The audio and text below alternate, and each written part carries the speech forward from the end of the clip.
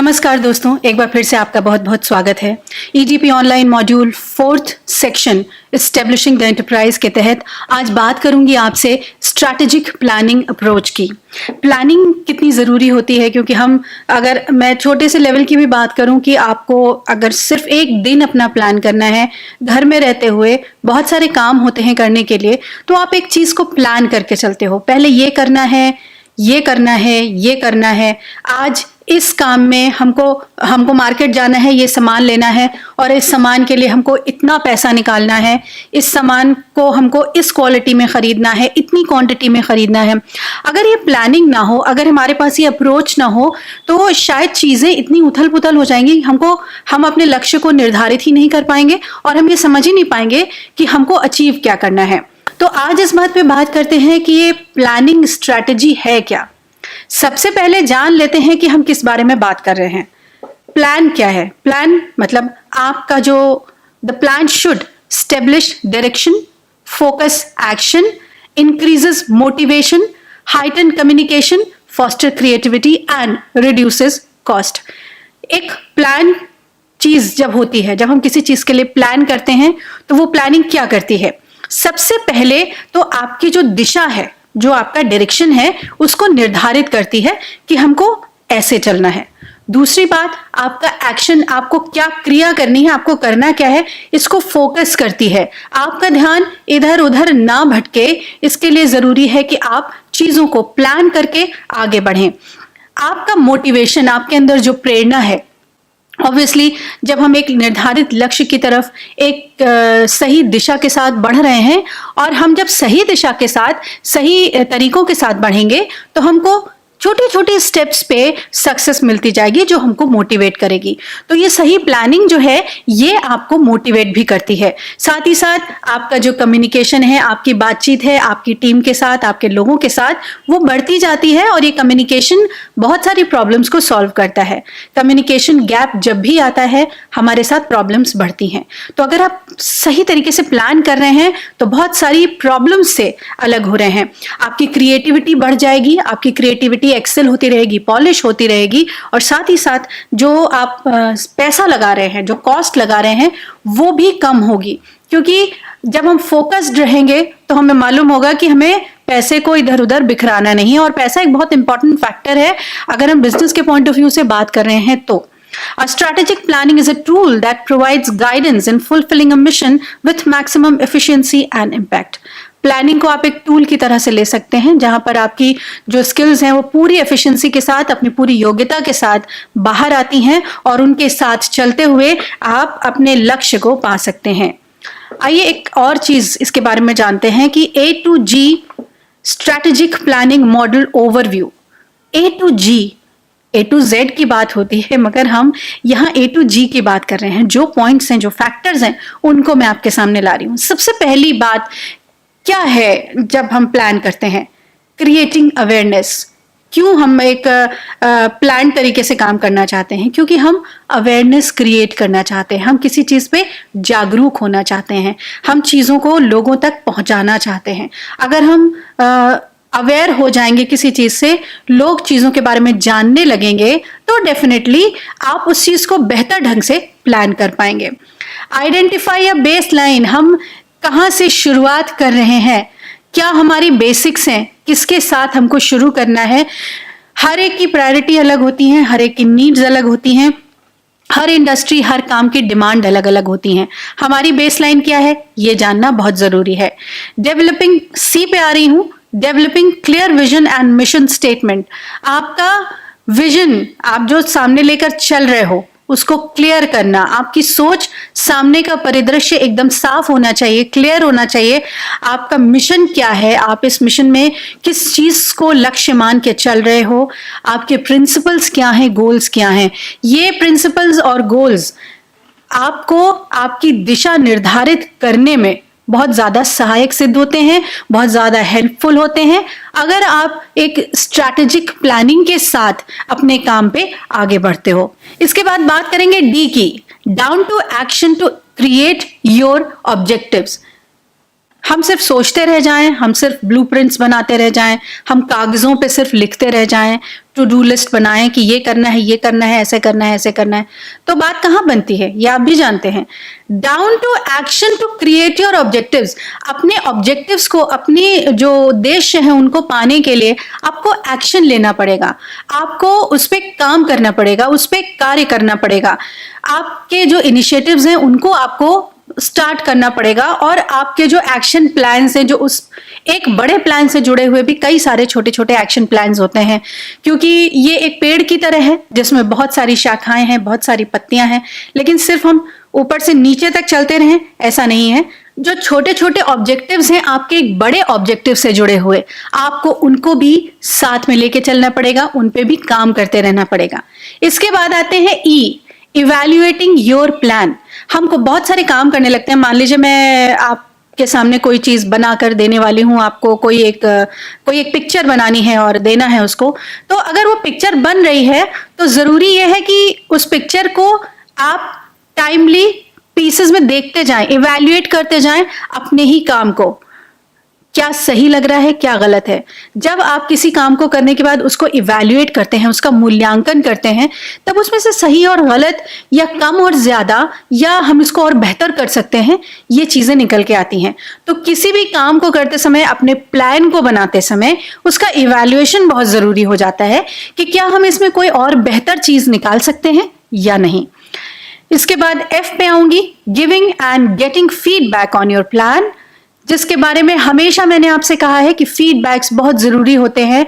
आपने जो भी काम किया है वो लोगों के बीच में, आपकी टीम पे या आप जिनको सर्विसेज प्रोवाइड कर रहे हैं उन पे क्या असर डाल रहा है, उनकी रिक्वायरमेंट्स को कितना फुलफिल कर रहा है, वो कितने सेटिस्फाइड है आपकी उस चीज से। तो ये फीडबैक जब आपको मिलता है तब आप अपने प्लान को, अपने काम को और भी ज्यादा अच्छे से कर सकते हैं।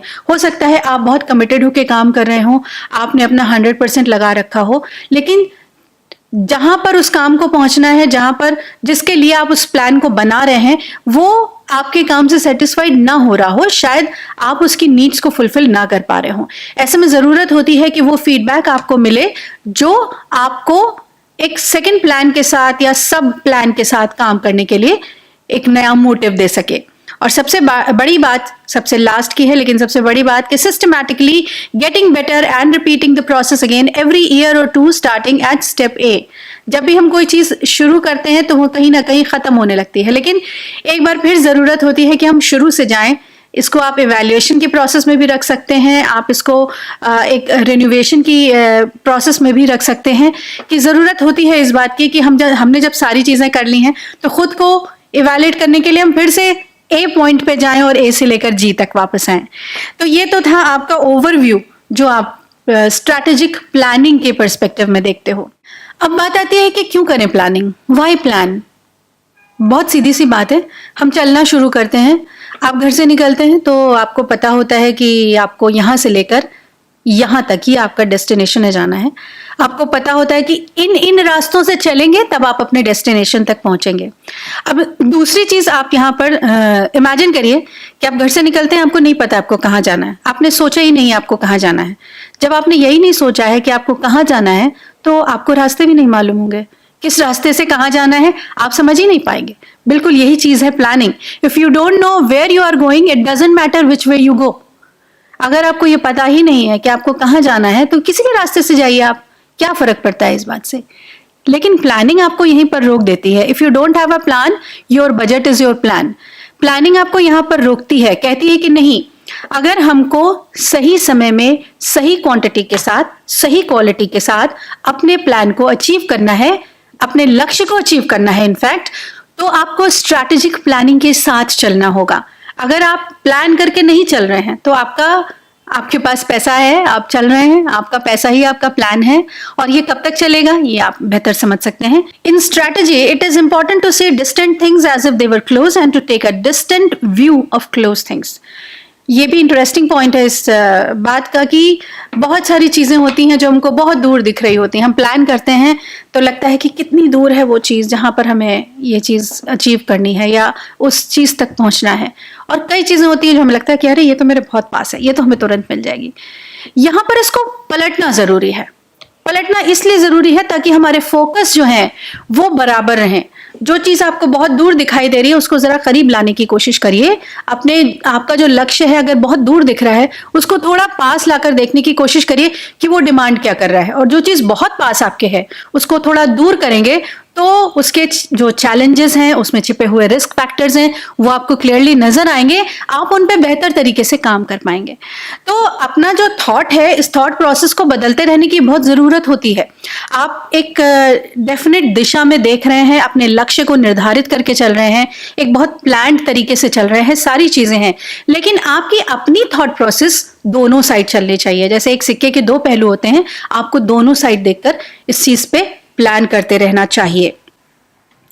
एक स्ट्रैटेजिक प्लानिंग में क्या क्या होना चाहिए? सबसे पहली बात है आपका गोल, आपका लक्ष्य। आपका जो भी निर्धारित लक्ष्य है उसको आपको किसी भी हाल में प्राप्त करना है, ये तो बात है ही, लेकिन किसी भी हाल में हम उन चीजों को नजरअंदाज नहीं कर सकते जो उस एक दिशा में, जो उस रास्ते में आती हुई चलती हैं, जो छोटे छोटे स्टेप्स हम फॉलो करते हैं। हमें अपने स्पेसिफिक गोल्स को कभी भी भूलना नहीं है, ये बात सबसे बड़ी और सबसे पहले ध्यान में रखनी है, क्योंकि हम जिस काम को कर रहे हैं उसका मोटिव यही है कि हम इस गोल को, इस लक्ष्य को अचीव कर लें। दूसरी बात यह है कि हमने जो एक्शंस बनाए हैं, हमने मान लीजिए सोचा है कि 3 महीने में हम इतना काम पूरा कर लेंगे, 6 महीने में इतना पूरा कर लेंगे, और साल भर में इस काम को इस तरह से करके खत्म कर देंगे कि हमको ये बदले में इतनी चीजें दे सके।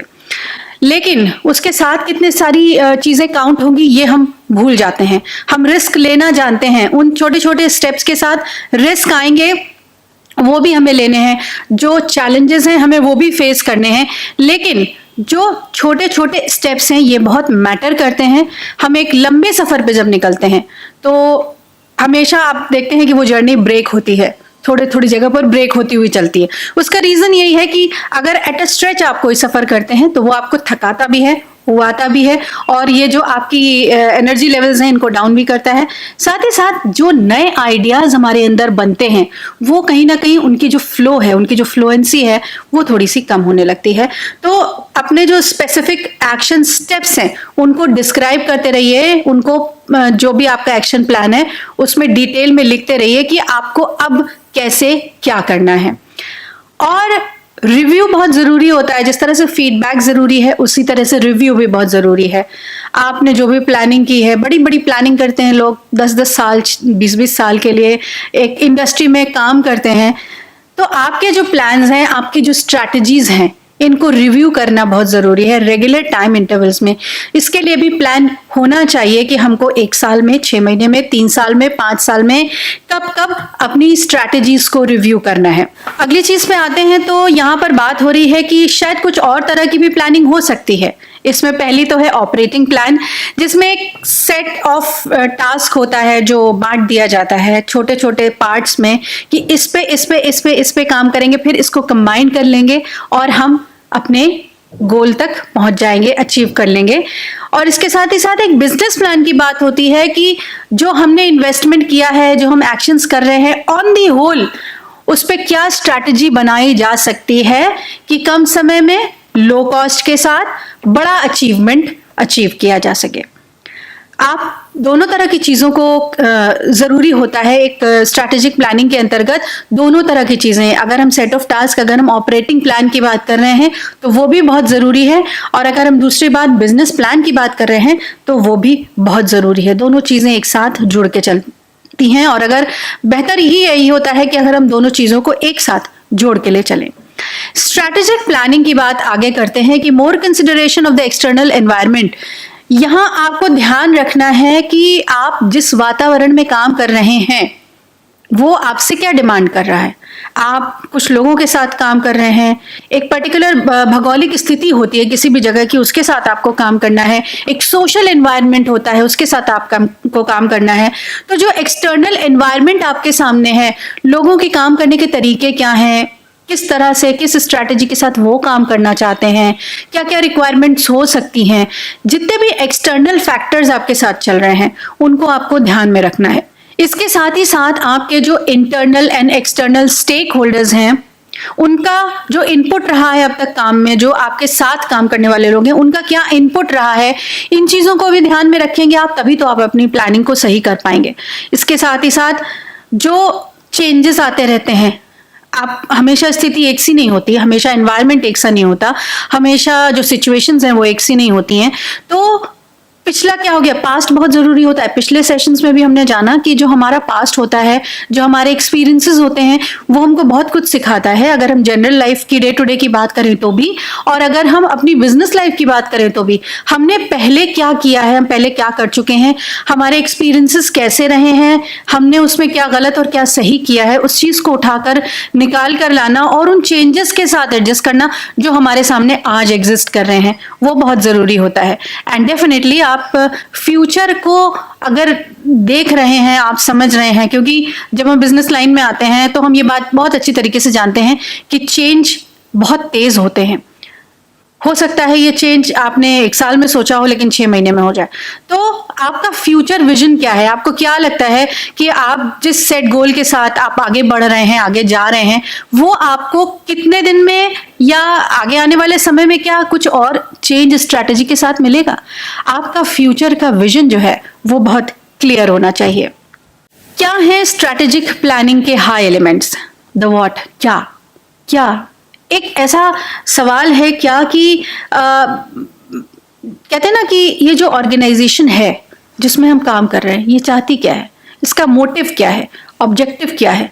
प्लानिंग तो हम कर लेंगे, लेकिन पहले ये तो मालूम हो जाए कि हम जिस ऑर्गेनाइजेशन में काम करने आए हैं या जिस अचीवमेंट के लिए काम कर रहे हैं वो है क्या, क्या डिमांड है उसकी, और ये जो टारगेट्स होते हैं जो हमको अचीव करने हैं, जो गोल्स हैं, जो ऑब्जेक्टिव्स हैं, जो परफॉर्मेंसेस हैं, ये क्या चाह रही हैं हमसे, क्या डिमांड है इनकी। तो ये जो क्या वाला क्वेश्चन मार्क है, ये सबसे पहले ध्यान में रखना है। आप जैसे ही अपनी प्लानिंग को करने बैठते हैं तो वो पहली चीज होती है जो आती है कि हम करना क्या चाह रहे हैं, हमको क्या करना है। दूसरी बात, द प्रेजेंट सिचुएशन और current environment is typically described in terms of the organisations mission, guiding principles और वैल्यूज, ऑर्गेनाइजेशनल स्ट्रेंथ्स और ऑर्गेनाइजेशनल बैरियर्स। एक बात तो ये हो गई कि क्या करना है, दूसरा ये है कि प्रेजेंट, उस ऑर्गेनाइजेशन के अंदर जो एटमॉस्फेयर है वो क्या है, वो कैसा है। एट प्रेजेंट हमारी वैल्यूज क्या है, हमारे ऑर्गेनाइजेशन का उद्देश्य क्या है, हमारे गोल्स क्या हैं, हमारी स्ट्रेंथ क्या है, हमारे पास ऐसा क्या है जिसको हम अपनी स्ट्रेंथ कह सकते हैं, या हमारे पास ऐसा क्या है जिसको हम अपनी कमजोरी या हम अपनी वीकनेस कह सकते हैं, क्योंकि इन पे भी तो काम करना बहुत जरूरी है। अगर हम अपनी वीकनेस देखेंगे, अगर हम अपनी वीकनेस को समझेंगे, उस पर काम करना शुरू करेंगे, उसको खत्म करेंगे, तभी तो हमको बेटर रिजल्ट्स मिल पाएंगे। और जो हमारी जो अच्छी चीजें हैं, जो हमारी खासियत है, हमारे जो गुण हैं, अगर हम उन पे काम करते हैं तो हम और भी ज्यादा स्किल्ड होकर आगे बढ़ पाएंगे।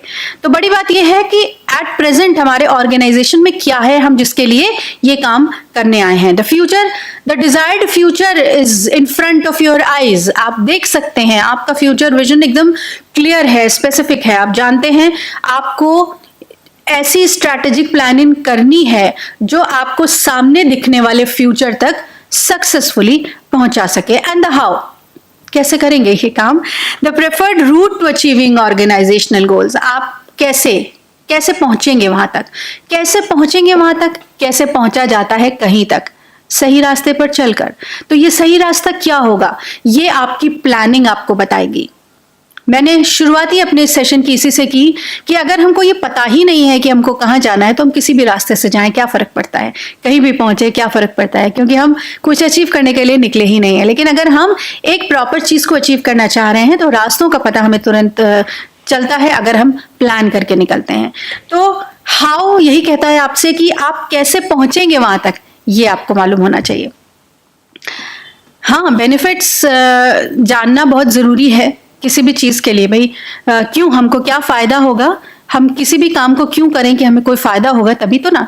तो बेनिफिट्स क्या है स्ट्रैटेजिक प्लानिंग की? सबसे पहले तो जो आपकी प्रोएक्टिविटी है, आपकी जो सक्रियता है, उसको बढ़ा देता है। आप बिना किसी प्लान के आज सुबह 10 बजे उठेंगे, फिर घर से निकल लेंगे, फिर देखेंगे अगर कोई काम हो पाएगा तो कर लेंगे। लेकिन अब इसी को पलट दीजिए, आपको उठना है सुबह 8 बजे, आपको 9 बजे किसी से मिलना है, किसी क्लाइंट से, और उसके बाद 10:30 बजे आपको एक ऑफिस पहुंचना है, वहां पर एक और मीटिंग करनी है।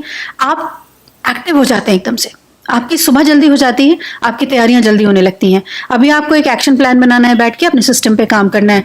आपके पास दिन के वही 24 घंटे हैं जिसमें आपको अपने आप को बिल्कुल तैयार कर लेना है। तो क्या है, आप अगर प्लानिंग के साथ चल रहे हैं तो आपकी जो एक्टिविटीज हैं वो आप बहुत सक्रिय हो गए हैं लाइफ में, आप बहुत प्रोएक्टिव हो गए हैं। Involves internal and external stakeholders in the process. जब आप गति में हैं तो आपसे जुड़े हुए लोग, जो आपके काम करने के साथ आपके जो स्टेक होल्डर्स हैं, वो आपके साथ गति में आ गए।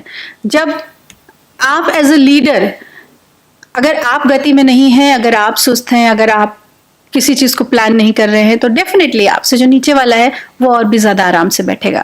तीसरा है, involvement of external stakeholders creates advocacy for the programme. Initiatives बहुत जरूरी होते हैं किसी भी प्रोग्राम में, और प्लानिंग जो होती है वो किसी भी हिस्से को, आपकी जो प्लानिंग है उसमें जितने भी लोग जुड़े हुए हैं, सबको उत्साहित कर देती है। सबको लगने लगता है कि हाँ, इस काम में हमको जी जान से जुट जाना चाहिए। तो आपकी ये जो गति है, आपकी जो दिशा देने का, आपका जो लक्ष्य तक पहुंचने का एक जो सही तरीका और सही माध्यम है, ये आपकी आपके साथ जुड़े हुए हर व्यक्ति को, हर सेक्टर को सही और निर्धारित एक लक्ष्य दे देगा, ताकि आप उस एक फाइनल गोल तक प्रॉपरली पहुंच पाओ। एक स्टेबिलिटी आ जाती है टाइम के साथ, आप स्टेबल हो जाते हो, आप बिखरते नहीं हो, आप एक बहुत रूटीन के साथ अपनी चीज़ों पे आगे बढ़ते रहते हो। और इसके साथ ही साथ आपके जो रिसोर्सेज हैं, आपके जो असेसमेंट हैं, इनके साथ साथ असिस्ट करती चलती है आपको ये प्लानिंग। आपको मालूम होता है कि आपको किस वक्त किस चीज़ की ज़रूरत पड़ने वाली है। बार बार यही बात कि अगर आपका फ्यूचर विजन क्लियर है तो आप जानते हैं कि आपको अब कैसे काम करना है कि आने वाले समय में जो चेंजेस आ रहे हैं उनके साथ आप कोप कर पाएं। और better prepare the programme to evolve with changes. आपका जो प्रोग्राम है, आपका जो प्लान है, वो हमेशा इतना फ्लेक्सिबल होना चाहिए कि आने वाले समय के साथ उसमें हम बदलाव की गुंजाइश रख सकें। Why do strategic planning? बहुत सारी चीजें हो सकती हैं, बहुत सारी चीजें मैंने आपको बताई भी। एक तो ये कि ऑर्गेनाइजेशन जो है ना, वो एक कंपटीशन की भावना में रहता है, और अगर आपके अंदर ये कंपटीशन की भावना, एक हेल्दी कंपटीशन की भावना नहीं होती है, तो काम करने के लिए, काम करने में कोई मजा ही नहीं आता है। मुझे ऐसा लगता है कि अगर आपके सामने कंपटीशन है ही नहीं, आप अपने हिसाब से बैठ के, अपना अकेले बैठ के काम कर रहे हो, आपको कोई कॉम्पीट करने वाला नहीं है, तो आप अपने आप में रहोगे। आपको कोई हड़बड़ी या जल्दबाजी या दिमाग में इस तरीके की कोई चीज नहीं आएगी कि नहीं, उसके बराबर या उससे बेहतर काम करके दिखाना है, या एक डायरेक्शन जो आपको चाहिए होता है वो डायरेक्शन आपको नहीं मिलेगा अगर आपके पास प्लानिंग नहीं है। इसके साथ ही साथ जो पॉजिटिव एक्शन और चेंजेस होते हैं उनको भी समझाने में ये स्ट्रैटेजिक प्लानिंग आपकी बहुत मदद करती है, मददगार साबित होती है। या फिर कई बार ऐसा होता है कि हम एक प्लान करके चलते हैं और हमको ये रास्ता पकड़ना है। अगर आप किसी ट्रिप पे जा रहे हो, आपको रास्ता पकड़ना है, आगे जाके आप देखते हो कि ये यहाँ पर ये कंस्ट्रक्शन चल रहा है या पेड़ गिर गया है, तो अब आप क्या करोगे? या तो आप खड़े रहो वहां पर, उस पेड़ के हटने का इंतजार करो, या आपके पास एक दूसरा रास्ता होना चाहिए, जो आपको एक रास्ता और का भी अंदाजा होना चाहिए कि आप इस रास्ते से निकल सकते हो। यहाँ पे बिल्कुल वही बात है कि मान लीजिए एक रास्ते पर चलते चलते हमको कुछ प्रॉब्लम आ रही है, तो हमको ये पता होना चाहिए कि हमको अपना डायरेक्शन चेंज कर लेना है। लेकिन वो डायरेक्शन कैसे चेंज करना है? बेवजह चेंज करना है? नहीं, हमको एक अपने उस गोल तक जाना है तो ये ध्यान रखना है कि हमको एक ऐसा रास्ता पकड़ना है जो हमको थोड़ा सा भले घुमा के पहुंचाए, लेकिन अपने गोल तक पहुंचा दे, आपकी ग्रोथ को बढ़ा सके। जो भी आप अर्न कर रहे हो, आपकी जो इनकम है, आपकी कॉस्ट को रिड्यूस कर सके, आपकी ग्रोथ को बढ़ा सके। साथ ही साथ आपके जो इनोवेशन है, आप जो चीज़ें इनोवेट करते हैं, आपकी जो क्रिएटिविटी है, आपके अंदर जो स्किल्स हैं, उनको पॉलिश कर सके, उनको प्रमोशन मिल सके।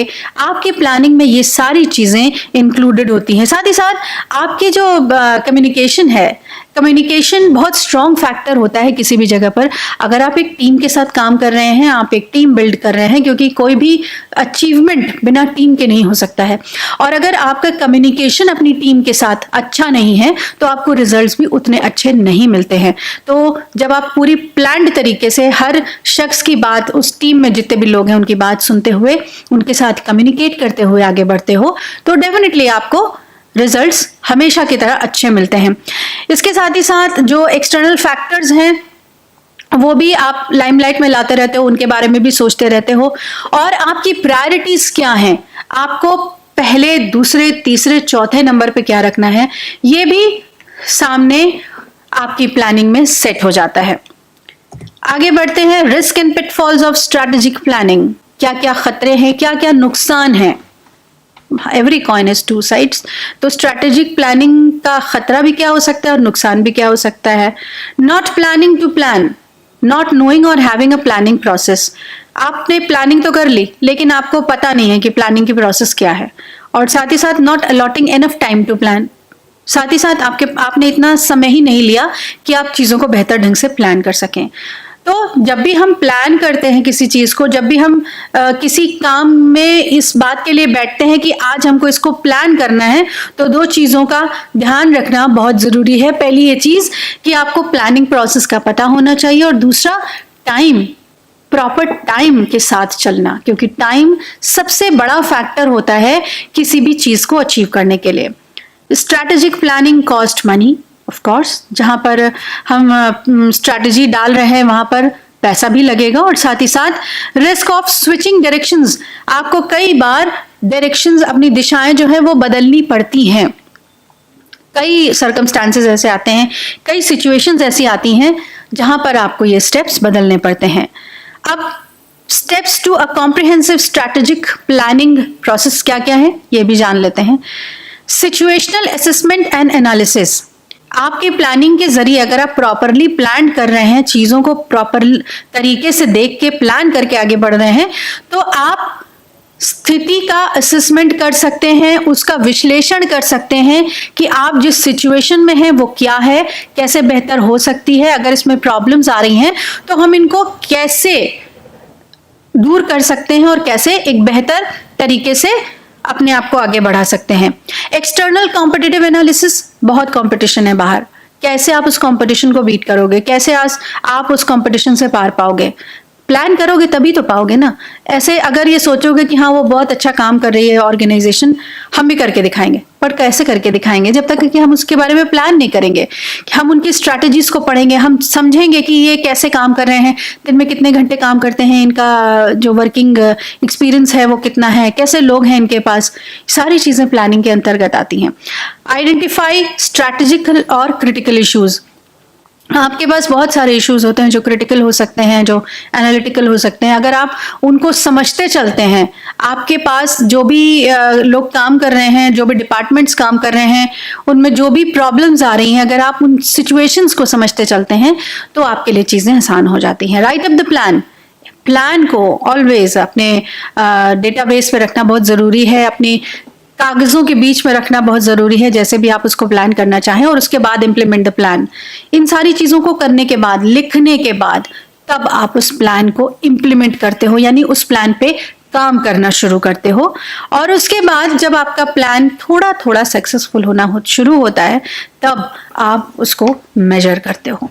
तो आप समझ गए कितनी सारी चीज़ें हैं एक प्लान को एग्जीक्यूट करने के लिए, कि सबसे पहले आप सिचुएशन को एनालाइज करिए कि क्या है, दूसरा एक्सटर्नल आपके कॉम्पिटिटिव्स जो है उनके बारे में सोचिए, तीसरा आप जिस काम को करने जा रहे हो उसके इश्यूज क्या क्या हैं, नेगेटिव्स एंड पॉजिटिव्स क्या क्या है वो समझ लीजिए। उसके बाद अपने प्लान को डिजाइन करिए, उसके बाद उस प्लान को लिखिए, उसके बाद उस प्लान पे काम करिए, और फिर अपनी सक्सेस को मेजर करिए, अपने प्लान को रिव्यू करते रहिए। तो ये थी बातें प्लानिंग से रिलेटेड। अब आप भी समझ गए होंगे और मैं भी समझ गई हूँ कि प्लानिंग कितनी ज़्यादा ज़रूरी है। And as far as the business is concern and organisation is concern, अगर आप किसी चीज़ को बिना प्लान किए चलेंगे तो आपके लिए सक्सेस बहुत मुश्किल होगी।